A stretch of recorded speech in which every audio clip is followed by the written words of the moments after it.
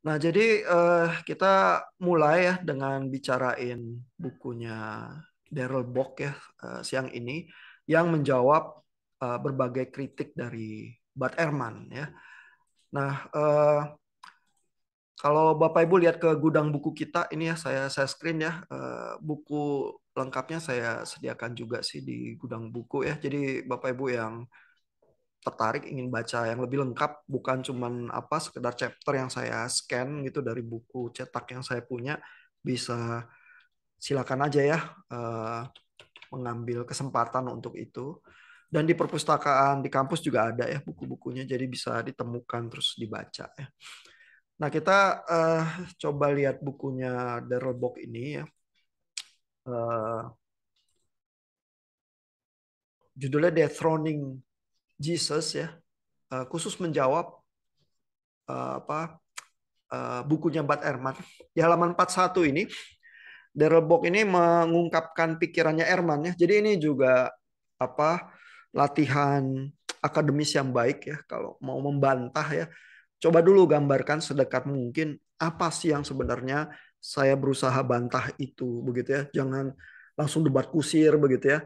Melainkan Darrell Bock ini melakukan latihan yang baik ya menunjukkan bahwa ini loh pemahaman dia terhadap Erman begitu ya. Eh, jadi dia listing nih satu-satu. Jadi klaimnya Erman apa sih sebenarnya ya?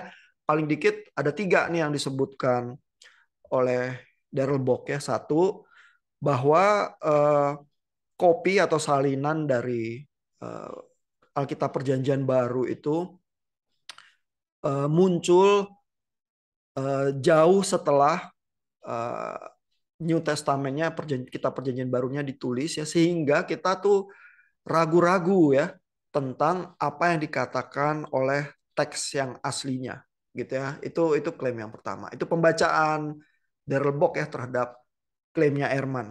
Kalau Bapak Ibu baca Ehrman secara langsung ya bisa punya kesan sendiri ya sebenarnya dia klaimnya apa sih ya. Eh, ini tapi pendapatnya Bock tentang klaimnya ya bahwa kita tuh jadi ragu ya apa sih sebenarnya tulisan asli dari Kitab Perjanjian Baru.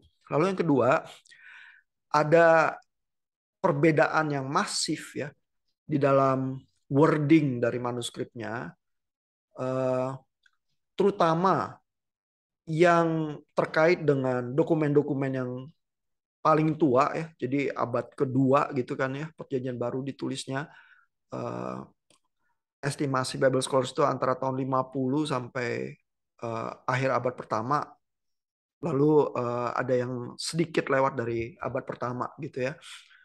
Nah, ini di dalam manuskrip yang paling tua uh, terjadi perbedaan yang sangat masif sehingga ada kesan bahwa teks itu tidak disalin dengan hati-hati gitu ya itu klaim kedua yang dilihat oleh Darrell Bock berusaha dimajukan oleh Bud Ehrman. Lalu yang ketiga adalah ahli Taurat yang ortodoks eh, melakukan perubahan terhadap teks perjanjian baru bahkan perubahan itu merubah artinya atau message-nya ya secara signifikan di dalam beberapa bagian gitu ya. Nah, jadi ini sih sebenarnya klaimnya ya yang disampaikan oleh Der Bock ya terhadap Ehrman itu lebih ke arah berapa kadarnya sih gitu ya. Jadi dua-duanya sama-sama tahu di dalam teks manuskrip Perjanjian Baru itu ada varian. Dua-duanya sama-sama tahu juga bahwa original teks itu tidak eksis ya, adanya salinan-salinannya. Nah, masalahnya adalah seberapa masif varian itu, perbedaan-perbedaan itu yang ada dan seberapa signifikan message atau makna itu berubah ya karena ada perubahan ketika dilakukan penyalinan. Nah, Darrell melihat Ehrman itu klaimnya masif ya. Memang pembahasan Ehrman kadang-kadang seperti itu ya, agak kontroversial ya. Cuma ya kalau orang yang memang belajar Alkitab juga ya dan cukup mendalami teks-teks asli ya, mungkin akan merasakan juga bahwa ya Ehrman at least di buku ya bahasanya nggak nggak parah-parah amat, beda sama kalau dia debat. Kalau debat dia lebih ini lagi ya, lebih kencang lagi ya, karena memang di expect untuk melakukan klaim-klaim yang mungkin lebih kontroversial begitu ya. Nah, tapi paling sedikit Darrell Bock estimasinya seperti itu. Nah, gimana argumennya Bock ya? Dia tuh bilang gini ya. Jadi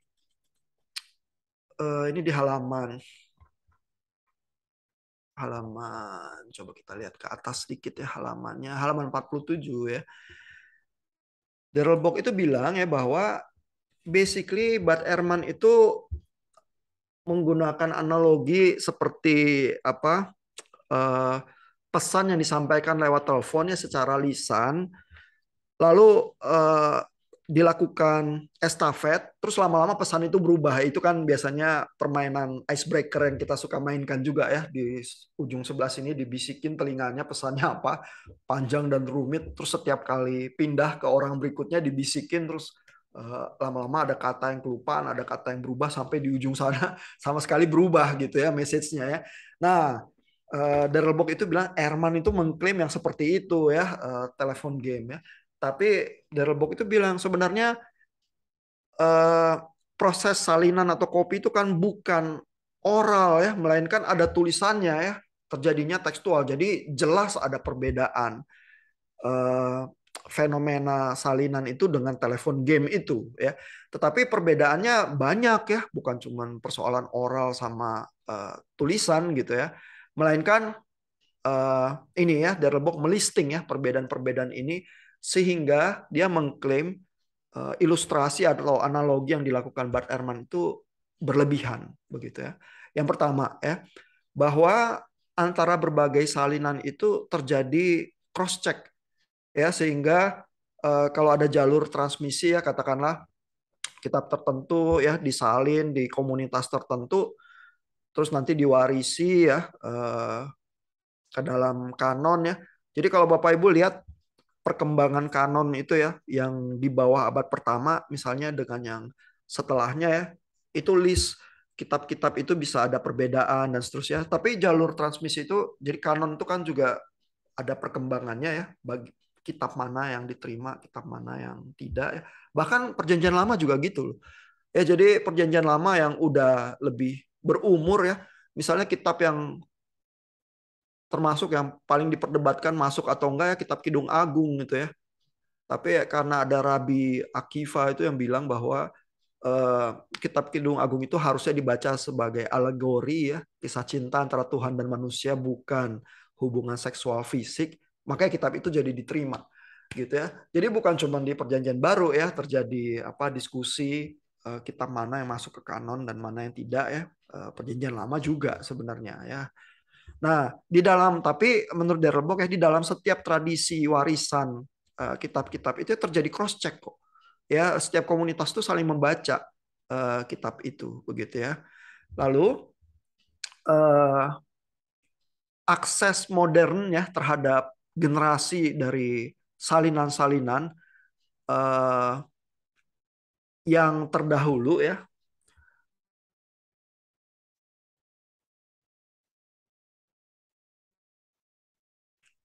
itu ada perbedaan ya, is different gitu ya. Jadi apa, kita tuh punya akses kepada generasi-generasi kopi yang lebih tua ya, yang cukup early ya, walaupun yang manuskrip aslinya tetap nggak ada ya, karena mungkin setelah disalin ya hancur gitu ya.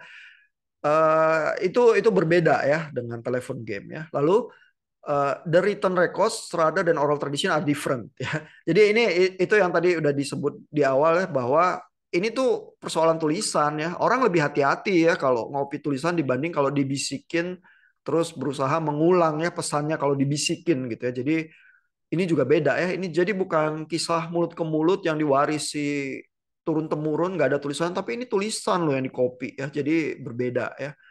Lalu eh jadi kalau yang poin kedua ini tadi ya adalah kalau telepon game kita nggak punya akses ke pesan yang lebih awal ya. Pokoknya ada yang terakhir itu aja yang dibisikin orang yang terakhir itu. Tapi kalau salinan Alkitab kita punya ya, bahkan yang cukup awal ya. Kemarin kita lihat paling tidak di New Testament Center Studies itu paling tidak manuskrip abad keempat dan kelima itu mudah didapatkan ya, dan kemungkinan itu disalin dari manuskrip yang lebih awal lagi ya, yang di bawah abad kedua ya.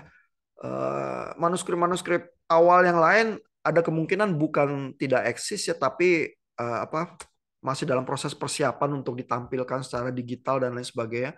Kalau kita berburu ke museum tertentu bisa kita lihat ya. Cuman kalau dari internet ya ada manuskrip-manuskrip yang lebih susah untuk kita akses ya. Nah, lalu ini ya, eh, salinan-salinan itu ya yang berulang ya,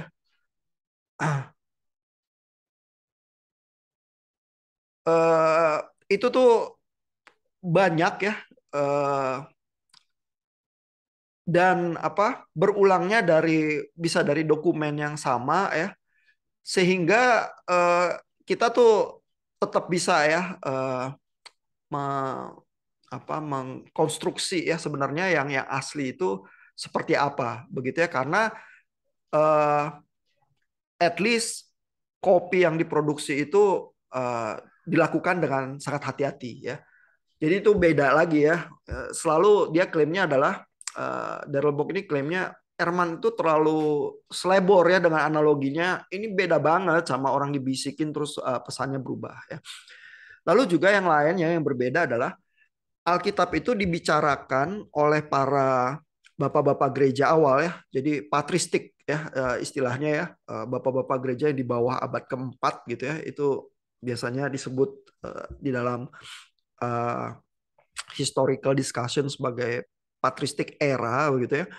Nah, bapak-bapak gereja itu membuat komentar-komentar ya terhadap teks-teks Alkitab dan sering juga mengutip teks Alkitabnya secara verbatim ya di dalam komentari mereka atau diskusi mereka gitu. Jadi kita punya kopi tambahan lagi, bukan cuma sekedar teks perjanjian barunya yang disalin terus ya, tapi dari tulisan-tulisan bapak-bapak gereja juga ada ya cross check yang semacam itu ya, sehingga kopi kita banyaknya minta ampun begitu ya. Nah, sehingga juga kalau misalnya ada missing manuskrip atau apa, kita baca bapak-bapak gereja awal juga dapat lagi teks itu ya. Eh, dan ini perbedaan-perbedaan ini signifikan ya dibanding dengan telepon game yang berusaha diusulkan oleh Erman bahwa seperti itulah fenomena salinan Alkitab ya. Darrell bilang ini sangat jauh berbeda ya. Nah, lalu di halaman berikutnya ya, Darrell itu menyajikan data. Ya, datanya ini interesting ya. Ini di halaman 51 ya. Jadi kalau kita bandingkan ya dengan berbagai manuskrip kuno ya. Misalnya ini ada eh, tulisan Livy begitu ya. Ini dari tahun hidupnya 59 sebelum Masehi sampai 17 sesudah Masehi ya. Manuskrip yang paling tua yang kita punya abad keempat. Berapa banyak yang survive? 27 gitu ya. Dikit gitu ya. Ini teks dari Tacitus misalnya ya. Ini sekitar abad pertama, abad kedua ya. Teks paling tuanya kita punyanya abad ke-9. Gitu ya. Ini jaraknya jauh begitu ya. Dan terus berapa banyak teks yang kita punya? 3 yang survive ya. Terus kalau tulisannya yang lebih later lagi ya, ini Suetonius ya. Ini juga sama ya. Yang paling tua abad ke-9 kita punya 200-an lebih ya. Tapi kalau kita bandingin ya, ini 200 lah yang juara ini dari teks kuno gitu ya. Kalau Thukydides, Herodotus ini cuma 20, 75 gitu ya. Itu pasti sih kalau dibandingin nanti mungkin juga ada varian-variannya, tapi kopinya terlalu sedikit. Kalau New Testament ya, eh, kopi yang tertuanya sangat awal ya, nggak cuman tahu-tahu yang dari abad ke-9 ya, tapi cukup awal terus ada 5.700. Ya, ini tuh cuman menghitung teks Yunani saja. Ya, kalau kita mau hitung teks Latin ya, terjemahannya ada 10.000. Gitu. Jadi 15.000 total ya. Lalu kalau kita hitung dari Church Fathers ya, dari patristik Church Fathers itu jutaan gitu ya, jumlah kopinya gitu ya. Jadi ini jauh banget nih dari berbagai teks kuno yang kita punya kopinya zaman sekarang. Jadi argumennya adalah, loh kan kita nggak mempertanyakan ya teks-teks kuno yang lain itu soal kesahihannya dan lain sebagainya. kok ini terhadap teks yang kopinya gitu banyak ya, teks perjanjian baru, kita punya rasa skeptis yang demikian besar. Ya tentu saja di dalam hal teks Alkitab Perjanjian Baru ini diklaim sebagai diilhami oleh Tuhan ya, sehingga mungkin memang ada level kualitas yang berbeda ya daripada tulisan manusia yang memang bersifat karya sastra begitu saja begitu ya. Sehingga juga memang ada perasaan tuntutan tertentu ya, harus eh, akurasi atau tingkat presisi yang diminta mungkin berbeda ya. Namun yang ditunjukkan oleh Darrell Bock di sini adalah ya memang ada perbedaan itu dari segi jumlah kopinya aja jauh berbeda ya, dan kopi dari New Testament ini justru unggulnya di level yang luar biasa tinggi gitu ya. Sehingga apa yang tidak ditunjukkan oleh Erman salah satunya adalah ini ya, jumlah kopinya itu memang sangat banyak. Ya sehingga nggak heran ya kalau dari teks aslinya aja ada ribuan ya, 5.700 lah, at least itu ya angka yang muncul ya.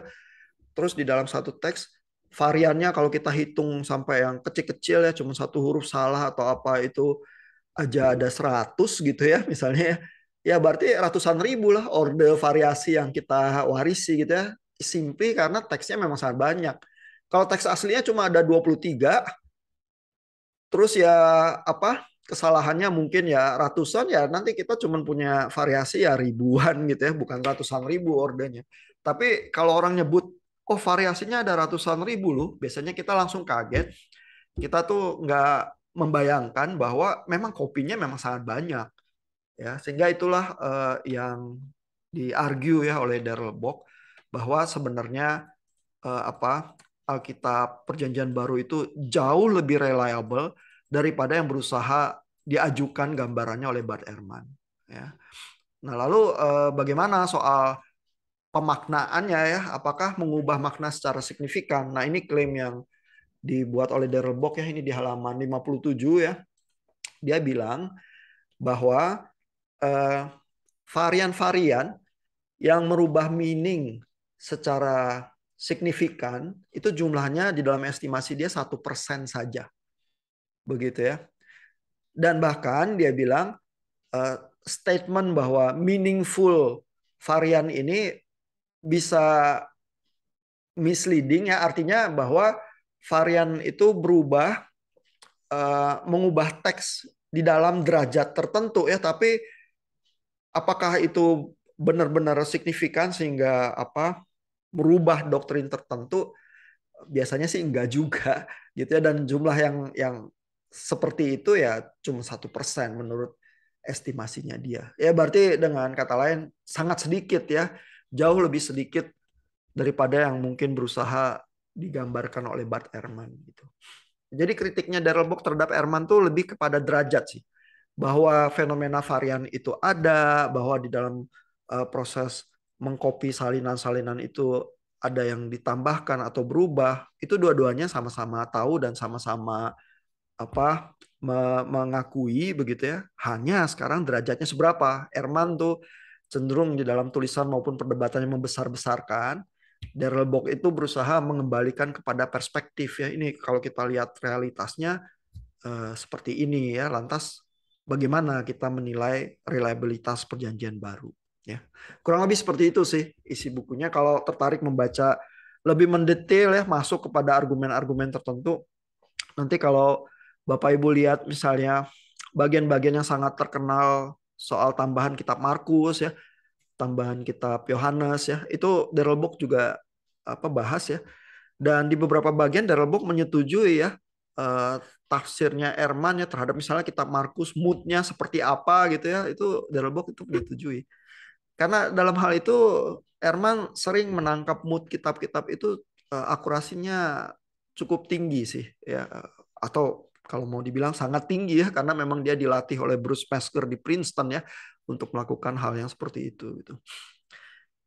Nah, sampai sebegitu dulu ya dari Darrell Bock. Ada pertanyaan atau komentar? Silakan kalau ada. Apakah Darrell Bock meredakan keresahan Bapak Ibu? Bu Teti senyum-senyum. Gimana Bu?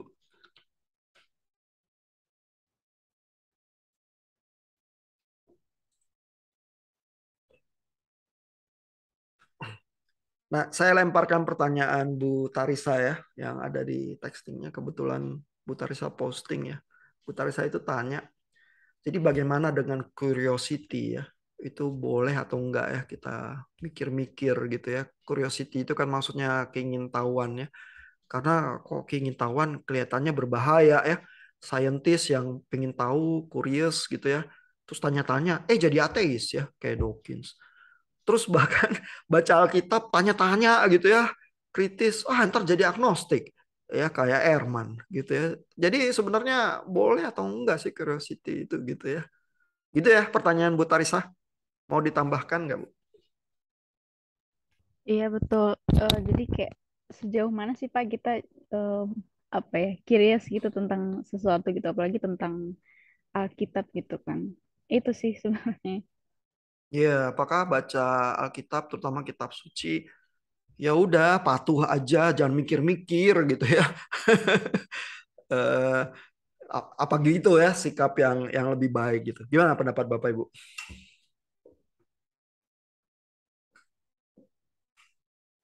Ada komentar menjawab Bu Tarisa?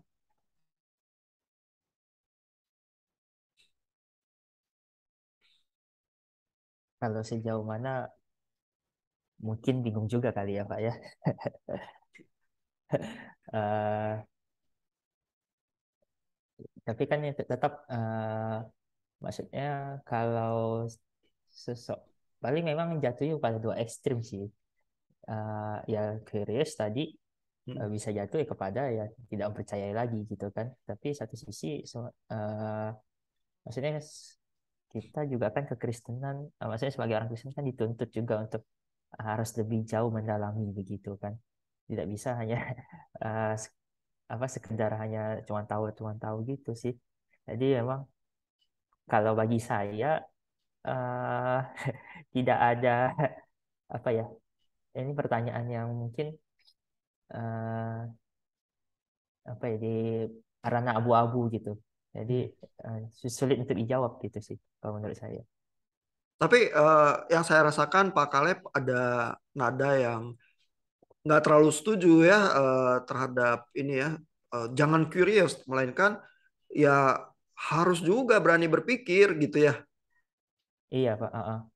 Jadi eh ya eh ya, ya sih kan memang sudah masuk apalagi masuk STT gini ya. Iya, masa Jadi mau ini mau check out lagi ya. Jadi umat biasa aja yang baca Alkitab ini sembarang aja gitu ya. Iya, karena risikonya ya kalau kita nggak punya kekritisan itu, apalagi yang ini ya, yang ngaku orang reform ya, apalagi yang bilangnya adalah Ecclesia Reformata Semper Reformanda ya, harus berani terus-menerus mereformasi diri gitu ya. Nah, gimana cara melakukan hal-hal itu kalau nggak berani berpikir dan nggak ada kekritisan gitu ya? Yang ada adalah ya apapun tradisi yang diwariskan ke kita, terus kita ikut aja begitu ya, karena ya udah kan nggak boleh mempertanyakan begitu ya. Terus nanti kalau pas gereja itu perlu direformasi, nggak ada nih pasukannya. Ya pasukannya udah terbiasa ini ya, nggak berpikir begitu ya. Nah itu malah risiko yang lebih berbahaya nggak sih ya daripada kita berpikir. Eh, nah memang jadi dilemanya adalah berpikir yang semacam apa. Ya itu mungkin ini ya kuncinya ya. Memang Bu Tarisa dalam posting textingnya itu meng-highlight ya eh, ketakutan yang muncul dari orang-orang yang kayak Dawkins yang jadi ateis gitu ya. Nah, tapi kan kalau ada satu orang Dawkins yang jadi ateis, ada John Lennox yang ilmuwan juga, kritis juga, terus tetap beriman. Ya, terus malah ada Francis Collins ya yang tadinya ateis, berpikir makin keras, terus convert ya jadi beriman begitu ya. Jadi sebenarnya memang ada dua sisi ya dan artinya menyembunyikan kepala kita dengan tidak berpikir itu nggak menyelesaikan masalahnya ya. Justru yang ada adalah kalau memang kita student ya dan disciples yang baik ya, adalah yang rajin berpikir itu sih, dan berpikir setajam mungkin yang kita bisa ya, karena bagian itu pun menjadi bagian devosi kita kepada Tuhan kan begitu ya. Tinggal waktu berpikir tajam itu kita bagaimana ya, ini ada usulan dari Pak Timothy, faith seeking understanding katanya ya. Gimana Pak, mau dielaborasi Pak Timothy? Enggak Pak, ya maksudnya seeking understanding tadi mau ini yang ke Caleb, kok Caleb faith seeking understanding, tapi understandingnya kelebihan jadinya kesan gitu.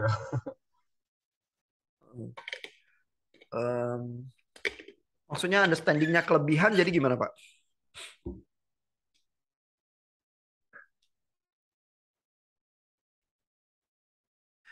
Enggak, maksudnya bercanda doang. Tadi kan dari iman berangkat ke eh, jadi kritis. Nah, tadi kan si tari saya kalau kritis jadinya lebih bisa jadi condong ateis kan katanya. Jadi Iya, jadi canda ya doang, Pak. memang ada sih fenomenanya orang-orang yang lahir dari keluarga yang beriman gitu, terus belajar sekolah ya, terbentur ya dengan berbagai hal di dalam proses belajarnya, terus goncang ya, terus jadi ateis atau apa begitu ya.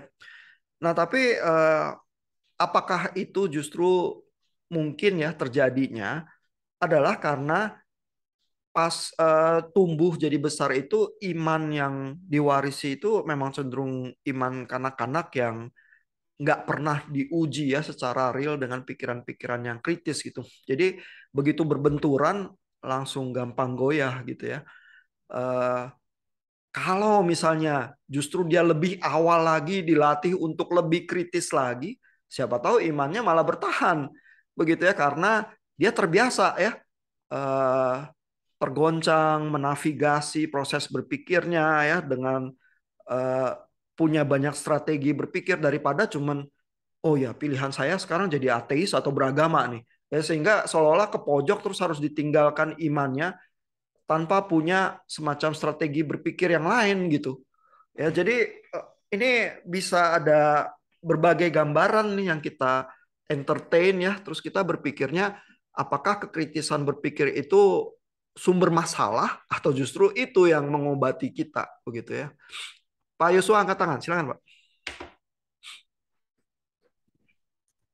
Cek suara saya kedengaran ya Pak. Dengaran Pak, jelas Pak. Kalau menurut saya sih sejauh mana kita bisa curious itu, kalau bagi saya justru ya kita harus penasaran mati-matian gitu. Soalnya saat kita memilih beragama gitu, kita kan apalagi kita yang seminarian ibaratnya mempertaruhkan hidup gitu kan. Jadi kayak kita menyerahkan waktu untuk mengenal dan bergaul tentang Allah yang kita sembah. Itu kan kayak nah, itu itu harus apa namanya uh, mengenal dan bergaul dengan Allah itu kan dibutuhkan rasa penasaran gitu. Dan justru aneh gitu kalau kita menyerahkan diri kita kepada sesuatu yang kita tidak sebenarnya penasaran itu apa gitu. Kita kan maksudnya penasaran Allah itu apa, bagaimana, siapa, terlepas dari dia yang sudah mewahyukan dirinya melalui Alkitab dan sebagainya. Tentu kita pasti lebih penasaran sih gimana sih Allah yang kita sembah itu. Nah, bagaimana sih sah yang lain, kita pasti penasaran gimana sih wujud Allah yang sebenarnya itu, kalau bagi saya gitu. Nah, jadi kalau menurut saya sejauh apa rasa penasaran itu diperlukan, saya sampai sejauh mungkin sampai mentok gitu Pak. Justru kita harus setiap hari mempertanyakan Alkitab itu apakah itu benar. Dan jadi poin utamanya sampai sejauh ini Alkitab masih belum pernah salah gitu, meskipun kita tetap mempertanyakan. Jadi usulannya justru harus penasaran sampai pol ya, gaspol aja gitu ya. Mungkin gambaran yang cocok dengan usulan itu adalah ya kalau kita jatuh cinta sama seseorang ya, walaupun orang itu nggak benar-benar bisa kita pahami ya, karena dia pribadi yang berbeda dari kita ya, tapi kita tetap penasaran sampai pol ya terhadap dia, kita ingin kenal dan lain sebagainya gitu ya. Jadi kalau dibayangkannya sebagai semacam relasi gitu, ya penasaran pol itu sebenarnya nggak apa-apa ya. Eh, Ketakutan itu yang muncul dari mana begitu ya, yang mungkin malah bikin kita kurang produktif gitu ya kalau mencegah diri dari penasaran gitu ya. Itu mungkin yang diusulkan Pak Yosua ya, interesting juga ya. Mudah-mudahan paling tidak memberikan alternatif-alternatif berpikir ya, Bu Tarisa. Nah, kita lihat lagi ya. Saya tuh kasih satu chapter dari Peter Enns ya. Bapak Ibu udah kenalan di buku yang sebelumnya, tapi ini buku yang lebih populer yang saya ambil chapternya ya, buat Bapak Ibu baca. Dan Peter Enns di chapter yang ini ya menunjukkan bahwa ini judul chapternya God Like Stories ya, bahwa Alkitab itu beroperasi dengan narasi-narasi dan kisah-kisah gitu ya, yang mungkin berbeda dari ekspektasi kita yang pinginnya seringnya punya semacam matematika doktrin sehingga beroperasinya seperti permainan logika gitu ya. Padahal mungkin tulisan Alkitab itu lebih mirip tulisan sastra yang bermakna dan berlapis-lapis gitu ya. Nah, salah satu yang dia berusaha ajukan misalnya di sini ya halaman 83 ini soal bagaimana sih kisah itu berfungsinya ya di kitab Matius ya. Jadi di bagian bawah ini ya yang saya garis-garisin itu di situ Peter Enns itu bilang bahwa Matius itu menggambarkan Yesus itu khusus ya dengan message yang tertentu ya.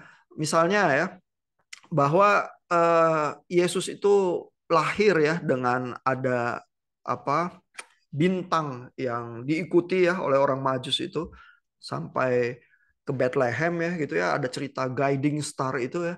Itu sebenarnya kalau di telinga orang Yahudi ya, orang Israel, mereka yang baca Perjanjian Lama itu pasti akan teringat tentang apa tiang api dan tiang awan ya yang menolong orang-orang Israel itu melewati padang gurun dan Laut Merah begitu ya. Lalu juga cerita tentang Herodes itu yang membunuh bayi-bayi ya, dan itu akan mengingatkan orang Israel kepada bahwa anak-anak di Mesir itu termasuk Firaun begitu ya, itu kan juga terbunuh begitu ya. Lalu Firaunnya memerintahkan untuk apa? Firaun itu memerintahkan untuk membunuh semua anak laki-laki ya karena takut ya dari yang Yahudi itu muncul pemimpin ya yang seperti Musa itu ya, sehingga bayi Musa itu escape-nya adalah dibuang ya ke Sungai Nil begitu ya. Nah, sehingga cerita tentang apa bayi-bayi yang dibunuh di Bethlehem, lalu Yesus yang dilarikan orang tuanya ke Mesir, itu langsung menggemakan gitu hal-hal ini ya. Sehingga orang yang mendengar itu paham. Ya, ini kalau kamu memahami seberapa signifikannya Musa ya buat orang Israel, sekarang yang datang ini sebenarnya seperti itu. Gitu ya, dan penggambaran itu ya jadi penulis Perjanjian Baru itu menggemakannya sebenarnya motif-motif yang ada di Perjanjian Lama di dalam caranya berkisah gitu ya. Nah, masalahnya adalah Ens itu bilang ya, kita itu tuntutannya adalah pinginnya sejarah dalam seperti konteks sejarah modern. Gitu ya, pertanyaan yang kita ajukan seringnya adalah did all these things happen ya? Apa benar ada bintang ya? Bintang itu apa ya? Meteor atau bukan gitu ya? Kita tanyanya di dalam konteks science modern ya dan history modern ya. Lalu Peter Enns gimana menjawab pertanyaan itu? Dia bilang I am committed to keeping an open mind.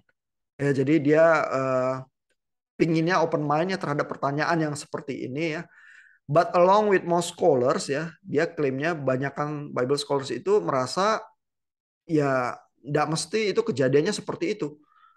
Ya, and even phrasing the question that way, as important as it may seem to us, won't help us understand what Matthew is doing. Ya, jadi Peter Enns bilang ya, even kalau kita tahu jawaban-jawaban ini dan bagaimana kita menyatakan pertanyaan kita ya. Pertanyaan kita adalah kita concernnya seringnya apa benar itu hal-hal itu terjadi gitu ya karena terkait mukjizat dan lain sebagainya gitu ya.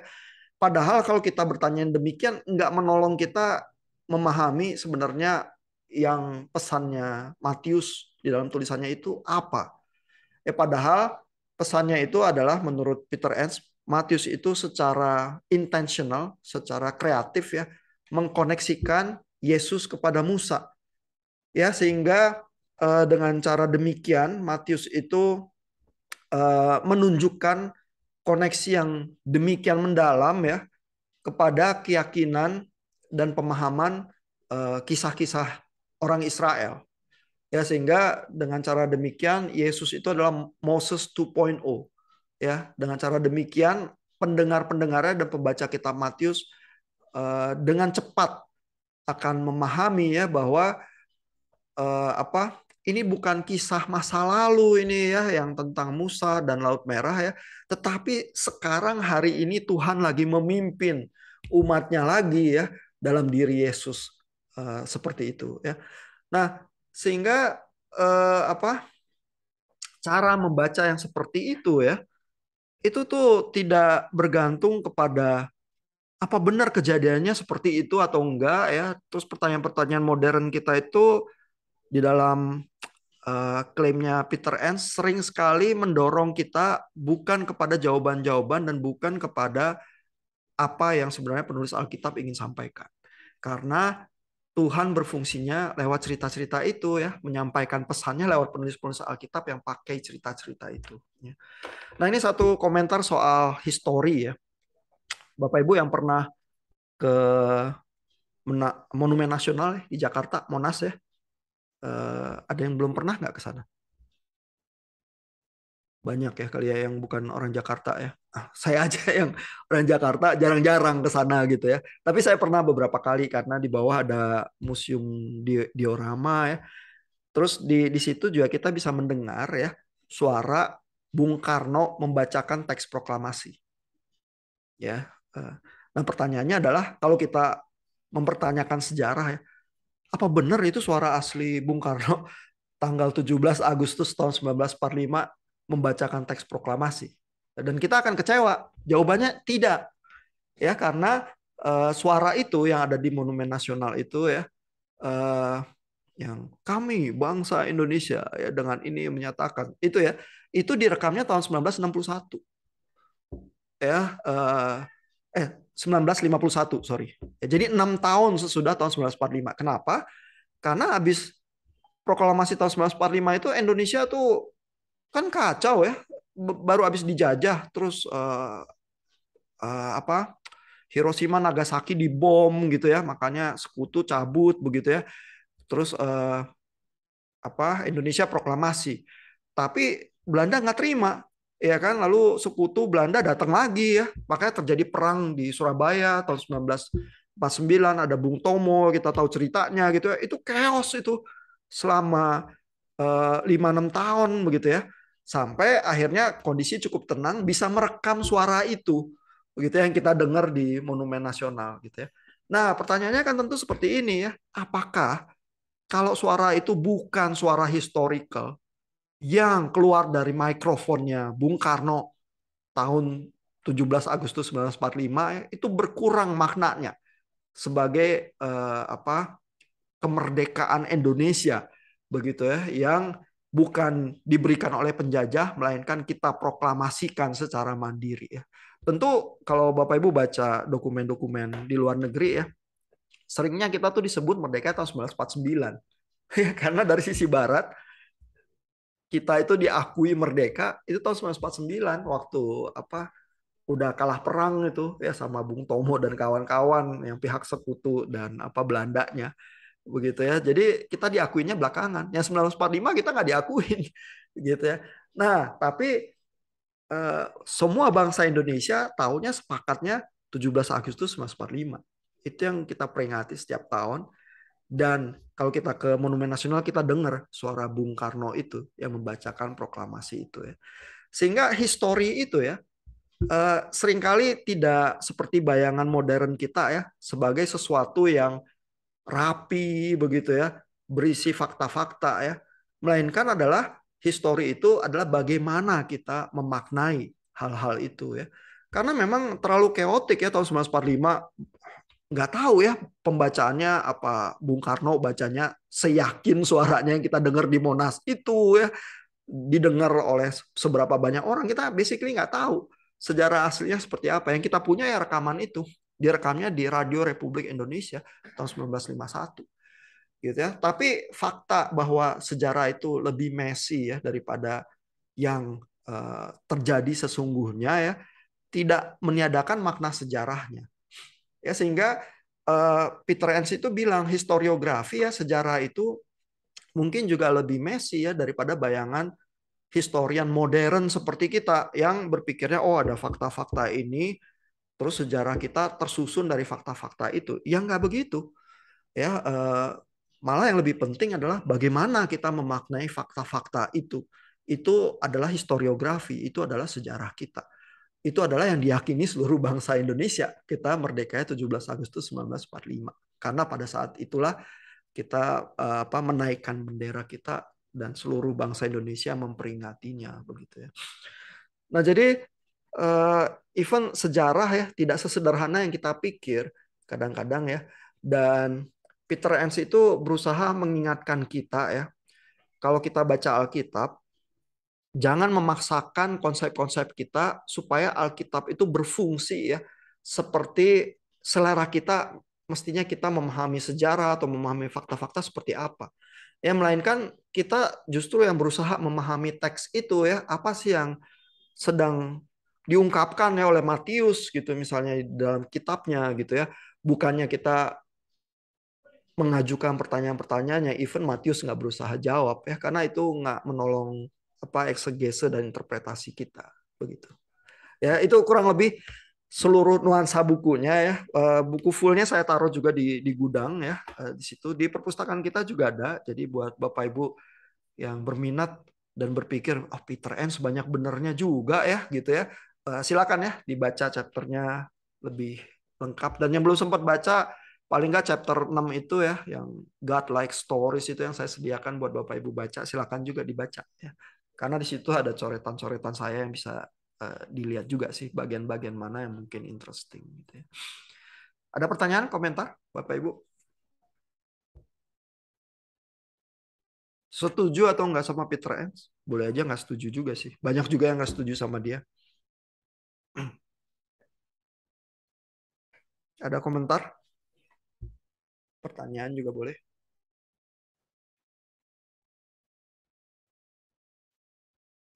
Nah, kalau nggak ada, saya lanjut dulu ya ke soal Chicago Statement ya. Ini jadi soal ineransi ya. Ini ada artikelnya, dengan mudah Bapak Ibu bisa temukan sih ya, ini Chicago Statement on Biblical Inerrancy. Kalau search begitu aja di Google, salah satu versinya bisa dengan cepat ditemukan. Ini dokumennya tahun 1978 ya, ditulis oleh sekelompok teolog-teolog ya yang merasa bahwa inilah yang kita butuhkan untuk menghadapi serangan pikiran-pikiran yang liberal pada saat itu ya, 1978 soalnya. Nah, salah satu artikel yang sering memberikan gambaran rujukan buat kita ya adalah artikel ke-6 nih ya. Tulisannya, we affirm that the whole of scripture and all its parts.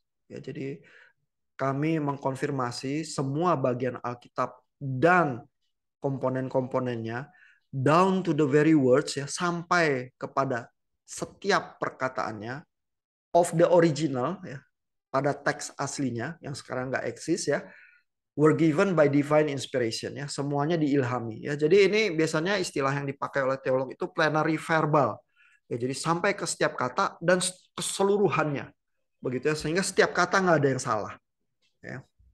Nah, kalau pegangannya ini baca Bart Ehrman langsung shock gitu ya, karena banyak kok yang ditambah, dirubah gitu ya. Jadi gimana gitu ya. Terus jadi muncul pertanyaan-pertanyaan, apa bagian tambahannya nggak harus kita korbahin dan seterusnya gitu ya. Nah, terus Chicago Statement itu beroperasinya sebagai yang di statement positif, lalu ada statement negatifnya di bawah ini mengikuti ya. Jadi ada we affirm dan we deny ya. Nah, jadi artikel yang sama secara negatif dinyatakannya gimana? Dinyatakannya adalah we deny that the inspiration of Scripture can rightly be affirmed of the whole without the parts. Ya. Jadi yang didinai adalah bahwa nggak bisa kita bilang secara keseluruhan Alkitab itu benar kok, walaupun ada bagian-bagian kecil yang salah ya. Beberapa texting Bapak Ibu kadang-kadang mempertanyakan hal itu juga ya. Ya kalau salahnya cuma sedikit, apa kita buang semua ya, bahwa kita anggap semua Alkitab salah. Nah, penulis Chicago Statement paling sedikit tidak mau proses berpikir ya bahwa oh kita bisa ambil gambaran besarnya tapi kecil-kecilnya kita nggak peduli ya. Ini karena termasuk secara eksplisit didinai di sini. Ya, maunya penulis Chicago Statement ini mengkonfirmasi semua bagian dan nggak bisa bilang bahwa secara garis besar Alkitab benar tapi ada yang kecil yang salah gitu ya, nggak mau bilang begitu ya. Jadi nggak bisa bilang some parts benar but not the whole, itu juga nggak mau bilang. Jadi secara keseluruhan benar sampai kata terkecil benar juga gitu ya. Nah terus ya yang sering dipermasalahkan juga ya dalam konteks dengan Kejadian ya, itu artikel 12 ini ya. Artikel 12 itu yang kalimat positifnya mungkin sih nggak terlalu problematis ya, nggak terlalu banyak diperdebatkan karena bunyinya we affirm that scripture in its entirety is inerrant, tidak bersalah, being free from all falsehood ya, tidak mengandung kesalahan, fraud or deceit ya. Tapi kalimat deny-nya panjang nih, 4 baris. Ya, kalimat negatifnya bilangnya we deny that biblical infallibility and inerrancy are limited to spiritual, religious, or redemptive themes. Ya, jadi yang didinai adalah bahwa pikiran infalibilitas dan ineransi ini hanya terbatas untuk hal-hal yang spiritual saja. Ya, misalnya kan kayak Galileo itu mengklaim ya bahwa theology is the queen of science karena teologi itu bicara tentang hal-hal yang menyangkut keselamatan. Ya, tapi jangan misalnya paksa Alkitab bicara tentang orbit benda-benda langit gitu kan kata Galileo ya. Kalau Bapak Ibu baca suratnya ya kepada Christina itu begitu ya. Nah, justru yang artikel 12 ini ya itu ingin didina itu bahwa Alkitab itu hanya terbatas kepada hal-hal yang religius, spiritual, keselamatan ya, melainkan mengeksklud ya, Alkitab itu exclude in the fields of history and science. Maunya penulis Chicago Statement itu mencakup semua bagian history dan science juga. Ya, we further deny that scientific hypothesis about earth history may properly be used to overturn the teaching of scripture on creation and the flood. Ya, jadi yang termasuk yang didinai adalah ajaran-ajaran sains dapat menumbangkan ajaran Alkitab tentang penciptaan dan tentang banjir besar gitu ya. Nah, ini secara spesifik ya muncul dalam artikel di Christianity Today. Ya, jadi Christianity Today tahun 2018 ada menulis soal persoalan tentang biblical inerrancy ini. Ya, jadi kalau kita lihat ya, ini kalau Bapak Ibu nanti mau cari belakangan ya, judul artikelnya ini 2 Maret 2018, What is the Chicago Statement on Biblical Inerrancy and Should Evangelicals Believe It? Ya. Nah, di sini ya ditulis artikel 12 itu implikasinya apa ya?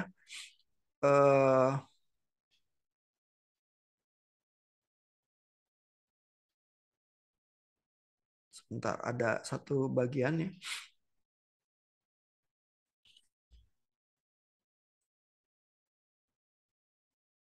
Nah, ini ya. Dia lari. Sebentar ya. Nah, di bagian ini ya ada artikel 12 yang bahwa itu mendinai ya persoalan bahwa Alkitab itu hanya terbatas untuk masalah spiritual dan keselamatan, melainkan juga melingkupi history dan sains ya. Nah, ini secara khusus ya artikel di Christianity Today ini bilang in the minds of the Chicago framers ya, di dalam pikiran penulis-penulis Chicago Statement, belief in biblical inerrancy requires adherence to young earth creationism. Ya, jadi secara spesifik artikel ini ya, ini penulisnya Mark Woods ya, itu bilang bahwa pikiran penulis-penulis Chicago Statement adalah kalau percaya artikel 12 maka kepercayaannya adalah yang earth creationism. Ya itu yang banyak dikritisi oleh ilmuwan-ilmuwan modern seperti Francis Collins itu yang Bapak Ibu baca bukunya. Ya. Nah tentu bisa diperdebatkan ya interpretasi Mark Woods itu ya apa benar kalau mengambil apa posisi Chicago Statement itu artinya posisinya langsung yang earth creationism ya karena secara eksplisit Chicago Statement nggak ngomong begitu sih tapi bahwa ada kelompok yang menginterpretasi begitu oh kalau kamu percaya ineransi gitu ya cenderung jadi baca Alkitab itu harus lebih literal ya sehingga kesimpulannya apa sehingga kesimpulannya yang earth creationism gitu ya ada kelompok yang seperti itu ya sehingga eh, kadang-kadang ya Chicago Statement itu berfungsinya jadi semacam pisau tuh ya untuk membedakan siapa yang sesat dan siapa yang nggak sesat ya kadang-kadang jadi sejauh itu ya karena dianggap sebagai pemisah antara true evangelical sama yang bukan evangelicals murni gitu ya padahal sebenarnya evangelicals juga macam-macam sih pendapatnya terhadap Chicago Statement of Inerrancy itu. Ya. Nah, kurang lebih seperti itu ya. Peter Enns termasuk yang mengkritisi ya pemahaman Chicago Statement ya. Dan di dalam bahasanya Peter Enns dia bilang, even Alkitab sendiri ya tidak menuntut pemahaman seperti yang ditulis di Chicago Statement terhadap Alkitab. Begitu ya.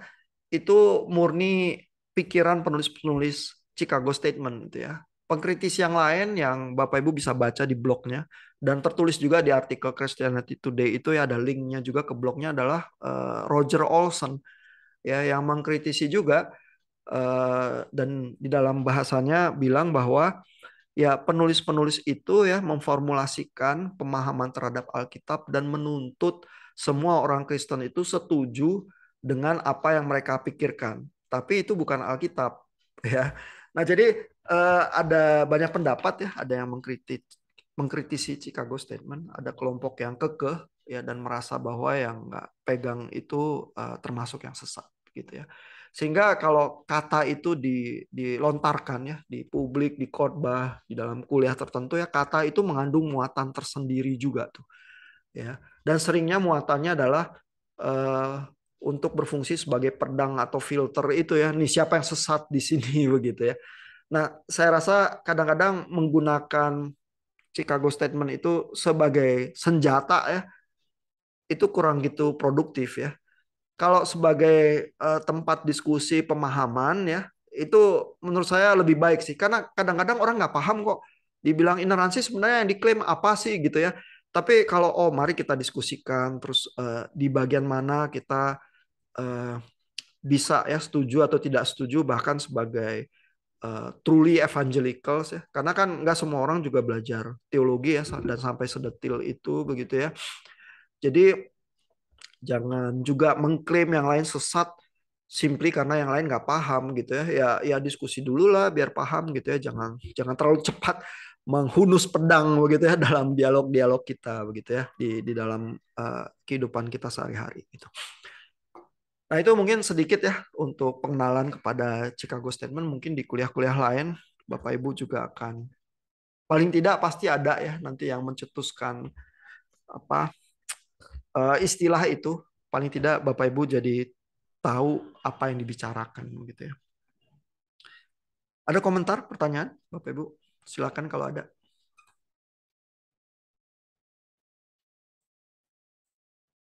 Pertanyaan, boleh apa aja.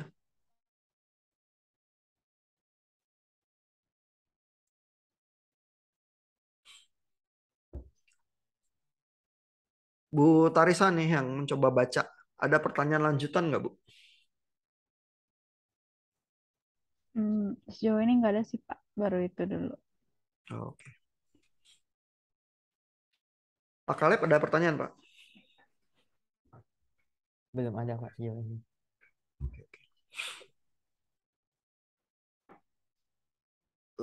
Iya. Kalau Bapak Ibu berusaha baca soal ineransi ya di perpustakaan juga ada buku yang apa di dalam seri yang seperti apa Five Views on Inerancy atau Four Views atau apa gitu. Lalu beberapa teolog itu berusaha menjelaskan posisi tertentu ya, lalu mengomentari juga chapter dari teolog yang lain ya. Ada buku yang semacam itu termasuk Peter Enns juga menulis dengan beberapa teolog yang lain. Silakan juga dicari dan dibaca ya kalau berminat ya. Nah, tapi memang diskusinya jadi cukup mendetail ya ke arah teks-teks tertentu ya yang muncul dalam perdebatan-perdebatan itu ya. Eh, kalau nggak berminat ya bisa juga energinya dipakai untuk studi-studi yang lain sih karena nggak semua orang juga minatnya ke arah itu ya. Ada komentar, pertanyaan? Kalau nggak ada kita sudahin sampai di sini nih. Terus eh, minggu depan kita masuk ke dalam topik yang berbeda ya. Kita bahas beberapa minggu tentang studi Islam ya, polemik yang terjadi juga antara persentuhan antara Kristen dan Islam. Teks yang saya pilih yang untuk yang pendahuluan ini dari seorang scholars ya yang pindah dari Kristen ke Muslim gitu ya, lalu dia tulis tentang sejarah Muhammad. Di situ ya saya pilih chapternya untuk Bapak Ibu baca sih sebagai pendahuluannya buat yang nggak pernah belajar atau bersentuhan tentang sejarah Islam, mungkin membutuhkan semacam introduction yang lebih lebih soft ya supaya tahu dulu sedikit. Jadi kalau tertarik bisa berusaha baca dan apa tulis texting. Lalu salah satu teks yang lain yang saya pilih dari Abdullah Said, dia Muslim scholars juga ya. Saya pilih chapters tentang Quran begitu ya dari bukunya dia ya. Dan saya rasa dalam kita diskusi tentang Islam penting juga ya mendengarkan langsung dari Muslim scholars ya, sehingga saya pilih beberapa bacaan pertama ini dari Muslim scholars. Nanti di minggu-minggu depan saya cuplik juga dari tulisan dari yang apa scholars yang Kristen begitu ya untuk Bapak Ibu baca. Ya. Oke, jadi siang ini kita sampai di sini. Silakan dinikmati bacaan-bacanya ada di G-Class. Kita ketemu lagi minggu depan ya lewat Zoom.